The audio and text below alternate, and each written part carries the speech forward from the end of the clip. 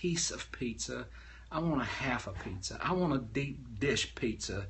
I don't want a half a Subway sandwich. Give me the full foot long, and I'm going to pull out a tape measure and make sure it's 12 inches long because I want it. But so does that make me a food addict? Well, no. And I'm a very blessed and fortunate person in that, and this is going to sound weird, eating has become a function for me that is based on hunger and not just cravings. And it didn't happen overnight. It takes a lot of discipline in the beginning, and now I get hungry, but I get hungry for specific things.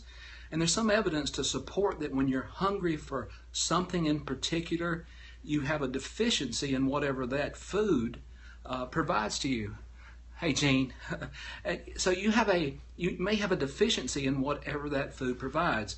Now, because I work out a lot, I need potassium. A good source of that is bananas. White potatoes are a good source of potassium. But I don't start, as they say, jonesing for a banana 3 or 4 times a day because, man, I just got to have a banana fix. No, it's not like that.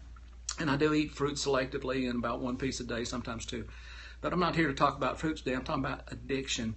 And sometimes we worry about this because you get to that point, especially when stress is high, tough day at work, tough day with the family, perhaps a death in the family, problems with an adult child, a grandchild, problems you can't fix, and logic just can't seem to reach into and massage it back to good again. And you know what I'm talking about because we're all about the same stage of life and we have a lot of similar issues that are ongoing. The decision to retire, the decision to keep working, the decision to draw Social Security at eligibility age. So many things that we, to relocate perhaps, to change jobs. I mean, just stress. And if you can't find stress, somebody in traffic will bring you some, won't they? We're doing a seminar here locally, I'm sure, that's going to involve that little handle on the side of the steering wheel that says that you're turning, because apparently that's a foreign concept here. But let's get back to this subject of addiction. Yale University did a study with rats, and the reason they use rats in studies is because, number one, they don't talk back, and number two, their physiology is a lot like humans. They have brains and similar organs and things like that. Well, they gave these rats an unlimited amount of fats and sugars and starchy foods, and in 30 days' time the rats had doubled their weight. And so there was some belief that perhaps that once the rats were given these sweets and treats, that they developed an addiction to it, to where they didn't want to eat anything else. And it was a behavior that was very similar to what rats did for the drug cocaine. So there's some scientific evidence to suggest that you can get addicted to certain types of foods, but there's even stronger science that says it's not an addiction. In an ongoing study, Yale did some MRIs, scans of the brain, and they took people who swore that they were food addicts. Every day I've got to go to McDonald's and got to get a Shamrock Shake when they're in season. I don't care what's in it. It tastes so good, I got to have one. I'm addicted to them. And so they took a series, just happened to be women in this particular study. And trust me, when it comes to eating problems, they know no sex orientation, race, religion, or anything else. But they put these women in an MRI, and we're doing brain scans at the time, and they would show them images of certain types of things that are very good to eat and things that are just, show me a head of broccoli, it's not going to make me fire up. I'm going to eat it because it's good for me, but it's not like a picture of a pecan pie would work on me, because that's like number one for me, pecan pie. I'm a Southern boy. So let's talk about this some more. So then, when they showed the ladies these images of these milkshakes, and that's what they used because both of them just really liked milkshakes, one lady's brain activity cycled way up at the side of it, at just the side of it. the other one was just kind of normal. Oh, yeah, I really like those, but it wasn't like, oh my gosh, I got to have that. And then at some point in the experiment, while still scanning, they gave each of them a sip of the milkshake in their favorite flavor, whatever it might have been. And then they recorded the brain activity then. There was virtually no change in the brain activity. So the ingestion of the milkshake didn't feed a perceived addiction on the part of the brain. So a lot of times that when we binge on something that's bad for us, especially sweets, because that seems to be where we go, it's the anticipation. And you know what I'm talking about. It's that drive home, and you're thinking, when I get home, I know that chocolate cake is sitting there in the refrigerator or in the cake platter, and when I get home, man, it's been a terrible day. But what's happening in your brain is your brain is starting to fire up, not about the taste of the chocolate cake or the cookies or the ice cream or whatever it is that you're hoping for. Your brain, it fires up at the anticipation of eating it. And now here's the truth. We've had a stressful day. We come home. We couldn't wait to get home, because when I get home, by gosh, I'm piling up on the couch. I'm getting me a box of Krispy Kreme donuts, a half gallon of Bluebell ice cream, and a slice of that pecan pie that's left over from last week's holiday dinner. And I'm going to eat every bit of it, and you can't stop me. And I'm a big boy, and I deserve this because my day has been so stressful. Well, there's one bottom line truth here, is that when I get done eating all that C-R-A-P, that spells crap, when I get done eating all that crap, no matter how good it tastes, it did not fix a single part of that stress that I had beforehand.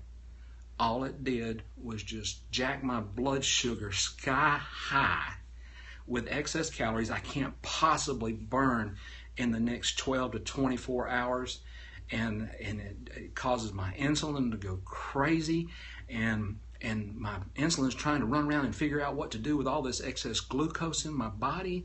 And it says, well, he's not burning any calories. He doesn't need all this glucose right now. I know, we'll store it as fat. And that's the way it happens. So then you're sitting there, maybe an hour later, 2 hours later, going, oh man, I should not have eaten that. I know. But the thing about it wasn't that you're addicted to these things. It's simply that you were stressed out, and the anticipation of rewarding yourself and trying to somehow soothe or calm or make yourself feel better with this sweet treat, this food or whatever, is what releases dopamine in your brain. It's not the actual eating of the food that gives you this big dopamine rush that makes everything feel better. It's the anticipation of it right up until you start eating it, and then it's just sugar that your body has to deal with. Do I think sugar is evil? I try not to eat it. I'm like Secret Service when it comes to sugar. I want to get to that place to where I never have to worry about food again. I'm almost there, and Kathleen's not real crazy about this. Kathleen, tap your screen if you're still listening. But and I tell her, I still enjoy food. I love a grilled steak. I love a sweet potato. I love a pot of greens. I like a slice of bacon. I like some well-scrambled eggs. I like all the stuff you like too. And occasionally I'll eat a hamburger or something when we're out on town. So don't think I'm a food Nazi, because I'm not. But I'm getting to the point where food is a function and not a reward. Now think about that just for a second. I'm not a food addict, and neither are you. We just have this developed behavior. This is what other people do. They say, man, when I get home tonight, some people drink.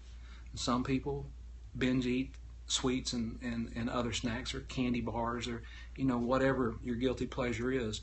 Do I think that all manufacturing of cakes, pies, and candy bars should cease? No, I do not. There's a place to have a sweet treat. At a party, at a birthday party. Are you not going to eat a piece of your grandbaby's birthday cake? Of course you are. Now, The reason we have this notion about, well, I must be a food addict, is because of the guilt that follows a binge eat. And you know what I'm talking about, because the stress didn't go away. You got to go back to work tomorrow and deal with the same boss, be in the same traffic, have the same issue with your adult child or grandchild or your spouse or your job or decisions that you're making in life. The food didn't fix the stress. It did not make it.